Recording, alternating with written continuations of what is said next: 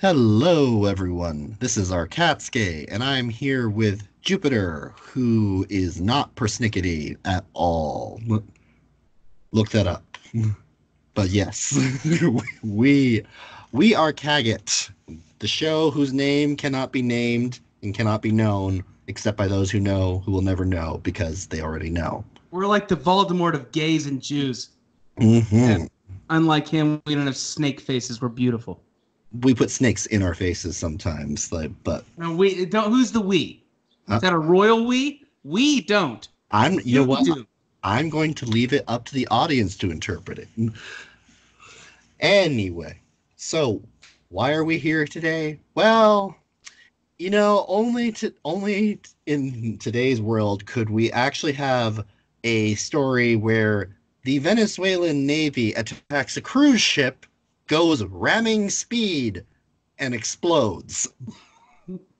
You cannot make this shit up. 2020 is the year of memes. Like that's uh the Venezuela first. Socialism versus capitalism. Oh my god, the German cruise ship designed to go through Arctic ice was apparently so heavily armored that the ancient communist built death craft was unable to pierce the hull and exploded.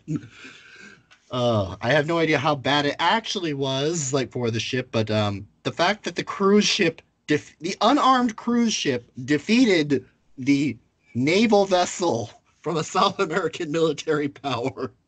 Wait, stop. Hold on. Let me spin the yarn.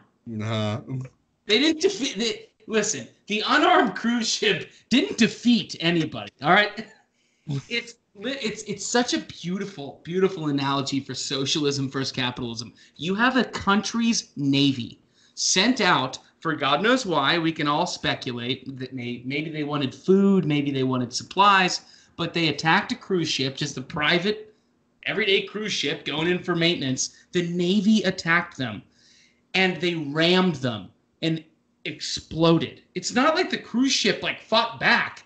Like the Navy was shooting at them, rammed them, and then died. They just died. And capitalism was like, "Did you feel that? Was that a bump? Was that a shark or a dolphin bumped us?" Like they didn't even notice. And then Venezuela's like, "This is an act of war because we rammed your cruise ship, and after our bullshit little, made of rice hemp ships died, you guys didn't swing around to pick up our soldiers." War! it reminds me of the ancient, I think it was BMW. Remember the German engineering campaign? Which And one? there was, I'm sure someone will post it eventually if anyone ever watches this. But yeah, there was a BMW commercial campaign for called German engineering, where they just showed like overly engineered industrial German products and how German engineers were just better than everyone else. And in this case, at least compared to the Venezuelan military, it seems that there might be some truth to that campaign. If nothing else, just because the Venezuelans who have resorted to eating zoo animals, apparently, what was their ship made out of? Old Coca-Cola cans? No, wait a minute. They were new Coca-Cola cans. Okay, new. You sure it wasn't Pepsi? It was Pepsi, wasn't it? God forbid. They were. Oh These my God. words on the podcast. But my point is, it's just like some capitalist, everyday, non-warlike ship has no war budget, no war, I think it even had weapons. No weapons, no. Literally, it's just, and it was a skeleton crew. There weren't even people on it. They were going in for maintenance. All of a sudden, this like little ant of an army comes and they're like, "Viva la socialism!" And they're like, "Ha!" Next thing you know, cut scene to them all drowning, like, "Help! Help! The capitalists have oppressed us again." It's like the revolution has suffered. They declared it an act of war because they rammed a ship, died, and when the ship being fired on, the everyday civilian ship was like, "Run! Let's get out of here!" They're like, "You didn't save the people shooting and attacking you." They're like, "Yeah, I guess you're right. They were on an innocent mission of rape, mayhem, and theft, and you left them to die. Goddamn Germans. Germans. They're like Nazis. Yeah, they really are. But But my thing with this is what I love about this, and we're talking about World War III today. One of the things about World War III is right now in America, people have to wait a day or two for the shelves to be restocked for toilet paper, for Clorox wipes. Our liquor stores are closed down. My lady and I were scouring the entire city looking for, local distilleries, etc. And that's the extent of our pain. But places like Venezuela that were already eating dogs and literally having masked raiders raiding zoos to eat every animal in the zoo that they could get their hands on. They were already doing that. Imagine what's going on now. And so we're not being hyperbolic when we say World War III. There are countries right now that are desperate. Like Venezuela is a good example. Their entire economy is based on oil, crude and totally dirty, nasty oil, but oil. And no one's buying right now. No one's buying our gorgeous oil, let alone their nonsense. Well, no one's going anywhere. No one's driving. So. Right. But more importantly, no one's importing. And so all these countries that have one or two market economies where it's like you have one or two products that your entire economy is based off of. Your entire country is totally set up and equipped to feed in from those products, and they can't. Eventually, they're going to get desperate. Either their governments are going to be overthrown or they're going to start attacking other countries. If the Venezuelans were smart, what they would be making right now instead of oil is toilet paper. They could really corner the market on that right now. Yeah.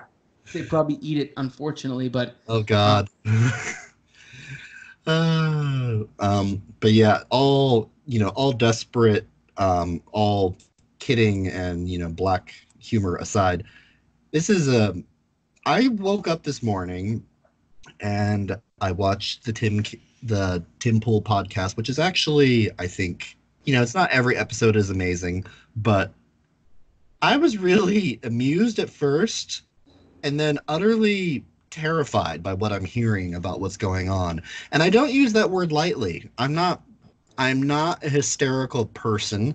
I'm the one that usually is telling everyone, calm down, wait till we have information. It doesn't really affect us directly. Just, sit down and see what happens. Yeah, I'm not happy right now. I'm afraid. I'm not ashamed to say it. But wait, in my opinion, you're afraid for the wrong reasons. We in this country shouldn't be afraid. Physically, for our safety. I'm not afraid for myself. I'm afraid for what I see coming. I'm afraid that despite the fact that my personal life, is only being moderately impacted by this because I'm lucky enough to still have a job and I live in a very safe, very affluent country, that the world is falling apart. And but that's what I mean. I mean, people should be all right. So World War III, what we're talking about, people should be afraid. They legitimately should for their physical security. Not us, not in this country.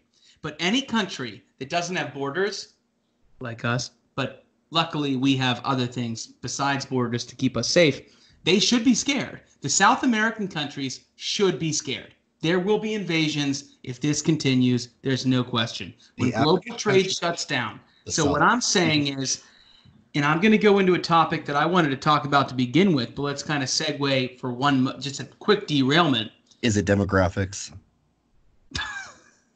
For once, I'm not going to talk about demographics. You brought it up this time. Who are you? Where is my racist? No, here's my point. It's not us that should be worried about physical security, but what we should be petrified about is the global economy shutting down. And when that happens, everyone, everywhere, all supply chains are cut off. People start becoming nationalists and isolationists, except we're equipped to become isolationists. They're not. And so people are going to start to get desperate and countries will be invaded. And this is going to get ugly. So that's why, in my opinion, And I've heard the moral arguments. I get it. My father is in his 60s, late 60s. I get it. If we don't open the economy back up, there's a really good chance for conflict. Conflict that'll kill much more than this coronavirus. It doesn't seem like there's a particularly good solution. Like, no matter what we or everyone else does, it seems like 2020 is going to be a year that has a lot of consequences for everyone. And I don't think it's going to be mostly good. I'm not trying to sound doom and gloom. Believe me, I grew up in an apocalyptic religion. I was waiting for the apocalypse when I was 11 years old. Okay, technical issues. Sorry about that, folks. So yeah, I grew up in a fundamentalist Christian religion, and you know what? That wasn't the worst thing that ever happened to me, but it did. I was ready for the apocalypse when I was a young boy because, you know, I grew up in a religion that was legitimately believed the world was on the verge of the end times, many, many times. Now, that didn't happen in my childhood. That doesn't mean that they were bad people. It just means that they were wrong. And the media is constantly talking about, you know, the next disaster, the next pandemic, the next collapse, the next event. We've been primed for an apocalypse for a long time. Our favorite movies are post-apocalyptic, like zombie outbreaks, you know, wars, all kinds of things. Mad Max. Here's the thing, though. Once you get past, like, you know, the shoulder spikes and the really cool cars, like, the apocalypse is not going to be very exciting. It's mostly going to suck. Well, what are we wearing in it? We were supposed to be wearing these badass skull helmets and leather vests, riding on skull motorcycles, you know, going around in gangs. Turns out we're in sweatpants, bored, getting fat. And have no toilet paper. Very, very depressed. And I'm just saying that depression's not depression as in the psychological disorder, but as in the economical disorder, which is, in my opinion, far worse. Yeah. Depressions kill more than most diseases do, much more than the flu. Suicide and poverty is one aspect of it, but what they don't talk about is the fact that in depressions, you have fatherless households, you have women desperate for, you know, any children, scrap of crumbs they can get. And so what ends up happening is sex trades go up, human trafficking goes up, single fatherhood goes up, or rather fatherless households go up is what I meant. And fatherless households cause the offspring of fatherless households cause more crime than anything, not even per capita. You can put it up against anything without even saying the words per capita, and fatherless households cause more damage to countries than anything else. And nothing shoots up fatherless households more than stimulus packages during depressions. So I'm really over the entire coronavirus is going to kill us all. It doesn't kill us all. What will, though, is a country that is laid bare by dropping our economy, which we've never done. Not the Spanish flu, not Ebola. We've never shut down the global economy over a pandemic. It's interesting that you mentioned Spanish flu because I just watched a documentary the other night with my husband about that, and that is it was on a YouTube channel. If I can find it, I'll put it in the link. So it was actually quite informative. It wasn't hysterical. It was just a scientific breakdown of what happened. And we're very lucky that we live in 2020 and not in 1918 rather. So that was a disease that would kill you within often 12 hours of exposure. You would be bleeding out of multiple orifices and die. And the reason, though, that pandemic became as horrible as it did, I mean, 675,000 people in the United States alone killed, more than all of our wars combined, I believe, like, if I remember the documentary correctly, as far as American casualties go. I mean, like, and the global casualties were just... And we didn't have 350 million people back then. No, we didn't. Like, but so on scale, it would be like 2 million people dying. It was a catastrophe of the greatest order. And the biggest reason was because a lot honestly, because a lot of cities at the time, there were two great case studies that contrasted the response greatly. And this kind of, I'm not trying to contradict you, but this is like what they showed. They showed two cities at one point, Philadelphia and San Francisco, believe it or not. San Francisco, before it became, I believe it. but no, you know what? It's not what you think it is, though. Philadelphia, the city fathers flouted public health workers and said, like, let's have a big war bonds convention because we need to pay for World War One. We were at war at the time. And as a result of this huge gathering, literally the whole city began to die within a matter of weeks.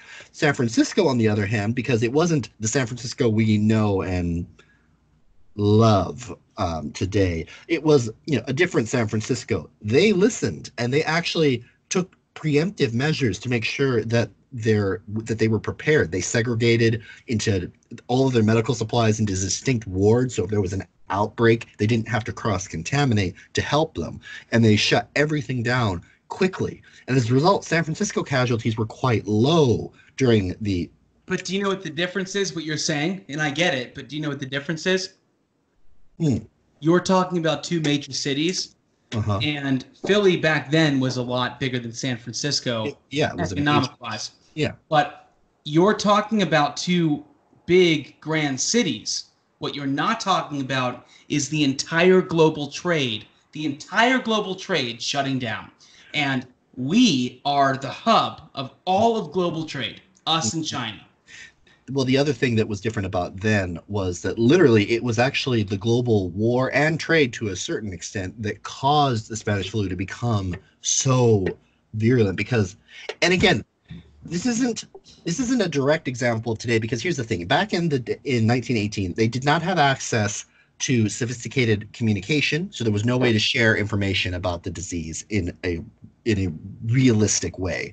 They would put out pamphlets and things like that, but they could not inform the population the way we do now. They didn't have access to disinfectants. They didn't have proper protective gear. They just didn't. It was a different time. It was over 100 years ago, so they just were not equipped to deal with it the way we are now. But it was the newly industrialized global engine. Specifically, a lot of it was United States military, going to war, unknowingly carrying the disease. No, knowingly. It was knowingly. They knew, but our government knew. This isn't all right. So I don't want to get off in the weeds into the Spanish flu because we're already getting off in the weeds on the World War III thing. But the Spanish flu, we knew, but we didn't want to overburden our doctors who were all overseas fighting. And in the Spanish flu, like I don't know the percentages exactly, but most of them were overseas fighting a war and helping our soldiers. Yeah, and so we were at war at the time. Knowingly allowed this to happen. We let that happen. It's not the same thing, but Switzerland decided to tell their at-risk populations, look, you got to stay home, but we can't shut our economy down. We can't afford it because if, God forbid, a big chunk of you gets sick, how can we afford our very generous medical benefits? Because the way the Nordic countries and Switzerland,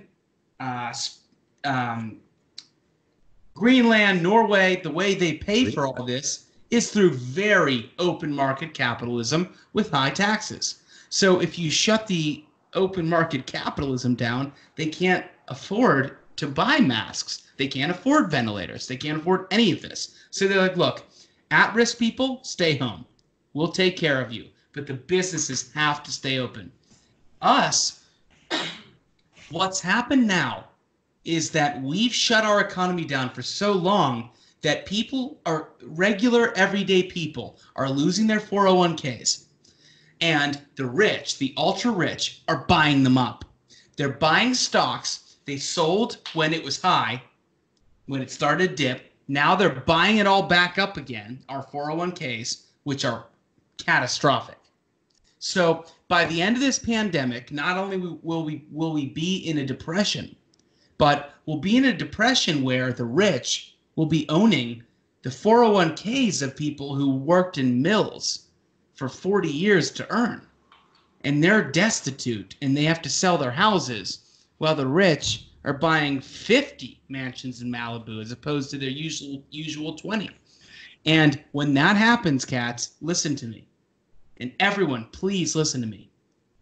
There will be a revolt, and there should be. There should be.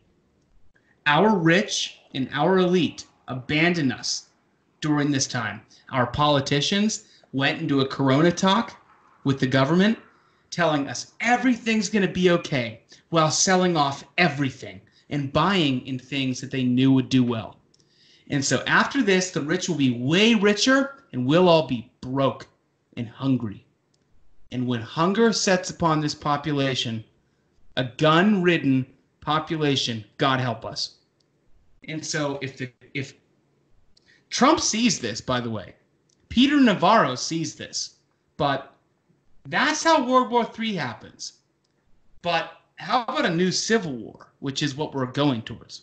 So I guess that's an interesting way to sort of segue back into what we were talking about. Like, do you think that it's going to be better for America? It's going to suck no matter where you are, but do you think it's going to be better for America than it will be for a lot of these other countries at the end of this? Yes, because we're America, because we're so wealthy. Mm-hmm. But no, I think it's going to be much worse. Much worse. Please explain. Our poor allow themselves to be taken advantage of when there are 150 billionaires living in this country. They're okay with eating ramen noodles because our lives are so good. But when the middle class sees that after working their entire lives just to get some retirement funds and a 401k, they gave the government all their money. They trusted the government with their money, and that goes into the NASDAQ and into the Dow. And all of a sudden, the money that they literally were a janitor for 50 years so that Jupiter's little baby Jupiter could one day be into the middle class or in the upper class, when they see that not only is it all gone, everything's gone, your whole life's work, the government took all your taxes, 50% of your paycheck basically at the end of the day, and now the rich not only abandoned all their stocks, causing your 401ks to crash, then they bought your 401ks up at a very disgustingly low price. No, cats, I think it's going to be worse. We have guns here. It's why we have guns, by the way. And by the way, let me just say, and I'm not promoting violence, the rich that did this to us, that Republican chick, Lockley, I don't know. Feinstein, and all of them, and Burr, all these people that went into this meeting when they found out that Corona was real, sold off all their stocks, which is part of your 401k. Look up, if people don't understand, your 401k is connected to the stock market. When it crashes because rich people sold off all their stocks. They knew it would crash, sold off all their stocks, then reassured the public that nothing was wrong. So you lost everything. They sold it all. Then they buy low. Then it'll get back up eventually, and you'll be destitute. Your life work done. And let me tell you something.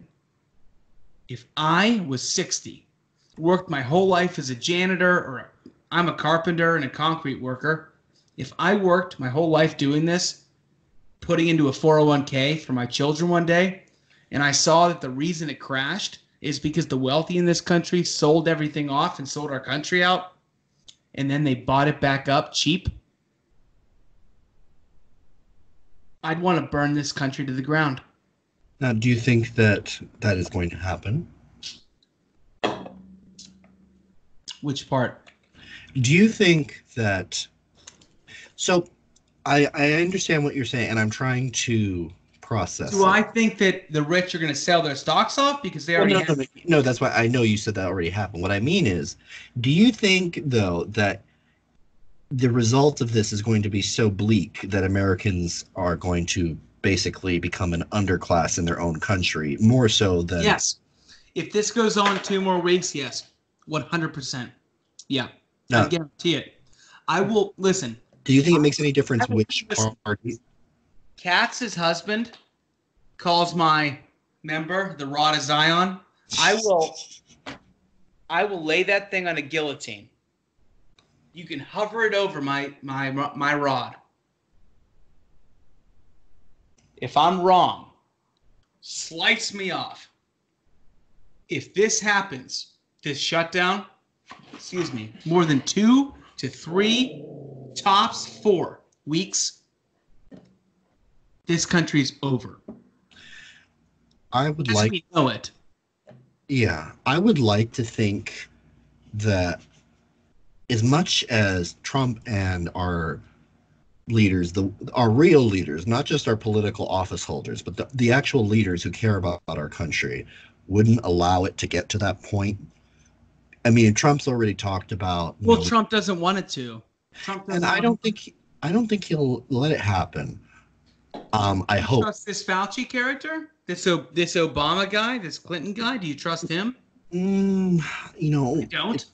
Not necessarily. No, I mean, but Tucker said, "Well, let me give you a question." Tucker said Tucker was one of the first people, maybe the first in mainstream media to say this is real. Be careful. Now he's saying the effects of the depression that this is going to certainly cause at this point. I mean, I was out for a drive with my lady today. We went through a really busy road, probably the busiest. There was no one there. It was just us. A van going very slow in front of us. Other than that, it was just us. Everything shut down. Everything. If you think that our country can sustain that, and flus happen, and this is a bad flu. It's a really bad flu. I'll give you that. But we don't shut down the entire country for it because flus pass. And we've already, with this hydrochloroquine, chloroquil, we basically know the cure. Now, would you say then that the issue is because I mean, all of these things are known, and we have to, as Trump said, the cure cannot be worse than the disease. Exactly. Is the reason then that knowing this, that Trump has allowed the country to remain, or I should say has ensured that the country remains locked down to the extent that it has, is because why? Is it because the Chinese are not giving us No, it's the same reason that Israel doesn't bomb Palestine. It's the same reason that when people throw mortar shells and rocks into Israel, that Israel doesn't fire back with bullets. Global media. It's the aesthetic. It's the image of the thing.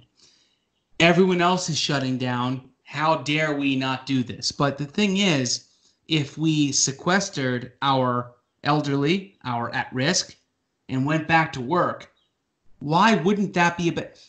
You have to understand, so I work in a neighborhood called Shadyside. I've said this many times. I'm not hiding my neighborhoods. There are 2 businesses that are close to shutting down that are almost 80 years old. It's 2 one family business, one long-term business. Do you think it's right to shut these businesses down, put these people out of work, bankrupt them? They're done. They have families, they have grandchildren, they're done. Because there's a flu? A flu. It is a flu. It's a hardcore flu, but it's a flu. I just don't understand how we can ruin everything. I guess the question is everybody dies, or I just feel like if you really take this for what it's worth, what it comes down to, China unleashed something that only China could survive. China puts Muslims in camps. China doesn't care about public relations. They have a big brother government. They don't care what people think about them. And their economy is booming. We're not. We have a public perception problem. So we will play to that base. So yes, I think China did this on purpose. They're destroying the West. We need to get back to work right now. There will be deaths one way or another, and I don't take that lightly. But right now, we need to get back to work, and that's the end of the story. Otherwise, there will be a world war. My tongue's tied. And guess what? We have a lot of nukes, so we can survive, but we'll kill each other. China can eat us out through media, through manufacturing. It could be a nightmare. Do you think that the bringing home of American manufacturing will? Do you think that's going to happen as a result of this? I mean, it seems like everyone's No. talking about it. You don't think it's going to happen? No. I think the American people want it now. I know two people on Facebook that I used to be friends with, but they're hardcore leftists that are now praising the president. Mm. That's a good sign, but I just think that the American people are so divided on this, and because the right-left divide is so divisive, I think people are willing to watch this country burn to prove a point, but I think that if we don't now bring back our manufacturing after realizing that, what is it? I'm not going to quote exact numbers, but am I wrong in saying over 90% of both our insulin, inhalers, and antibiotics come from China? We all learned that recently. Yeah, I don't think anyone knew that, and I think even if they had known before, they wouldn't have cared before this. Right. So, And then China said, if you keep saying that it's the China virus, we're going to cut you off of all your meds. now, coming back to the World War III thing that we were talking about, and I know we've gone over what we usually like to, but, fuck it. This is important. So, on the special I was watching earlier on the Tim Pool podcast, which is where I wanted to discuss with you these, they're talking about like the State Department is bringing everyone back from foreign countries. All Americans are being advised to come back right now. They're talking about sealing the borders. They're talking, I mean, it sounds like there may be more going on than any of us know about right now. It may be too late to stop this. I don't want to scare people. No. Well, no. That shouldn't scare you. That should give you hope. I just told you that I didn't think that it was possible to get the American mindset as a majority, a plurality, to want to bring back all our manufacturing, our cars, our masks, our antibiotics, our everything, inhalers. But if we have to, physically, we literally physically have to, this is our chance. If there was ever a chance to beat the globalists, if there was ever a chance to end the globalist agenda, this is it. And I think China made a mistake. I think that they overplayed their hand. This. Pardon me? You think they overplayed their hand? Too soon. Just like when they put transgenders male to female without any hormone therapy, anything. They're putting literal 17-year-old men up against female runners. They overplay their hand. I mean, putting grown men in women's bathrooms. They overplayed their hand. It was too soon. I think that they fucked up. I think that this was supposed to happen 5 years from now. I think that because I was telling my lady friend that there is in Wuhan where they claimed that the bat caused the virus in a wet market where they sell animals. There's a viral research. There's a viral research center. It's a phase 4 research center. It's the only one in China that we know about. And right now, U.S. government reports are saying one of their scientists brought some home, and that's how this happened. But I think that this came out too fast. It was a mistake. But if it came out 5 years from now with the liberal agenda, I think we could have been really screwed. But I think right now people are like, no, we close the borders. This is why we have borders. That's why President Trump in the Gallup poll, the aggregate, Rasmussen, ABC, CNN, he's above water. He's above 50% for the first time ever. Yeah, it does seem like things have kind of overnight changed in a very radical way. The European Union is essentially done at this point. It's done. It's done. Rest in peace. And if it was a bad idea to begin with when you really get down to it. But anyway, the right-wing agenda in America has basically been vindicated because, the arguments against globalism you could never have made a more compelling case for how terrible unfettered globalism is for the world than by literally putting people's lives in danger because of it. And no, not their lives, their parents' lives. This is why I love this.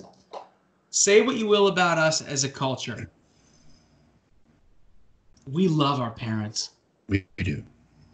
I went to as you know, but our viewers don't. I went to the park with my dad today. First time I got to see him. He was trapped in Florida.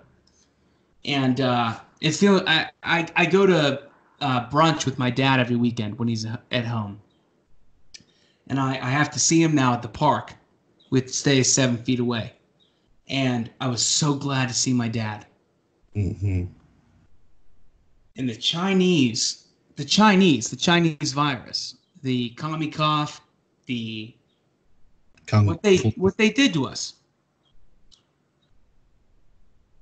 He's at risk. Mm-hmm. When you put my father at risk, something, even in the liberal, dark, brainwashed mindset, that's your father, it's your mother, it's your grandparents. Yeah, I'm just telling you, I think they made a mistake here. I think this is where we win. Globalism is dead in the water. That's my opinion. And I guess all we can do is wait and see what happens and hope that we come out of this unscathed. Well, unscathed is not a non-starter, but hope that we come out of this stronger than we did before on a long enough timeline. Because, yeah, I think globalism was definitely going to kill us eventually. And worse than this, but can I end on one thing? Yes. I think that this is the greatest thing because I think that right-wing ideology, close borders, like wrap it around a wall. Mm-hmm. Borders. Not isolationist, but just right-wing values, right-wing capitalism, right-wing nationalism. I think it's going to thrive. I think it will win. And China is crippled right now. We're crippled. Russia's crippled. Korea's crippled. South and North. Everyone's crippled. The West is fucked. Europe-wise. I do think that we're going to be able to recover faster than these more authoritarian states, though, because we have something worth protecting. We have something worth rebuilding. But I also think that when people see during the recovery, they're going to start thinking about right-wing principles and see how fast right-wing principles allow us to recover. Mm-hmm. You just wait. This is the Great Awakening. No, I agree. This will be the Corona age, for better or for worse. Amen. All right, everyone. Thank you for joining us on this. I won't call it meandering, but it was definitely a more turbulent voyage than we often have. But I think this is a discussion that everyone needs to have and thoughts that we all need to have. Be ready, be safe, and take care of yourselves, okay? This is our Catskay, Jewpiter, MAGA, all of our loved ones. We salute you, and we're signing off.